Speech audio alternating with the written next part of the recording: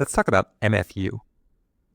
MFU is a critical metric when talking about the implementation of large language models.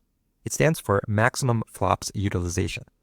This metric was first defined in PaLM by Google in 2022, and it measures how effectively hardware is utilized in computing the output of a model. The reason we need a new metric is because running a neural network isn't simply just running a fixed set of math.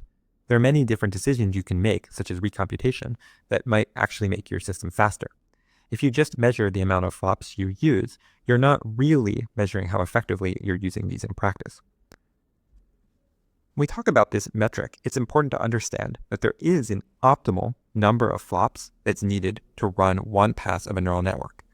Given a fixed architecture, we can actually compute the minimum number of floating point operations needed to run that architecture. For example, if we have an n-parameter neural network, it's optimal to use 2 times n flops in order to compute the output. So we can say that's the optimal value that we can run that network in. In addition, if we have a bunch of GPUs, we know their peak flop output. This is the maximum rate in which they can actually run in practice in terms of flops per second. Here's the example of what an A100 can do in terms of actually just running mathematical operations at different precision levels. The problem is that there might be many different ways to actually use these floating point operations, and not all of them are equal. Certain decisions might turn out to be better, some might make things slower or get stuck in memory bottlenecks. So what we'd like to do is to first fix our budget and fix the peak efficiency that we actually have. Once we have these fixed values, we can actually see how well we're doing. And we look in that in terms of our maximum flops usage. So at high level, this is basically the amount of tokens we're able to train on divided by the max possible rate that you can imagine training on these tokens.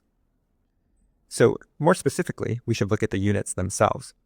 When we're going to actually run our training code, we'll observe how many tokens we're able to do per second. And we'll divide that by the peak number of token seconds you could imagine. Now this bottom value may look pretty theoretical, but actually we know exactly what it is. We know from our hardware what the peak number of calculations it can do per second is, and we also know what the optimal number of flops you could imagine for the given architecture that we have. So this bottom term can be computed analytically, whereas this top term can be observed in practice. So as an example, let's imagine we have some imaginary S100 GPU that can do 100 flops per second, and we have some imagined model that we know optimally can be computed with 20 flops per token. If our implementation does 2 tokens per second, we can actually compute our MFU.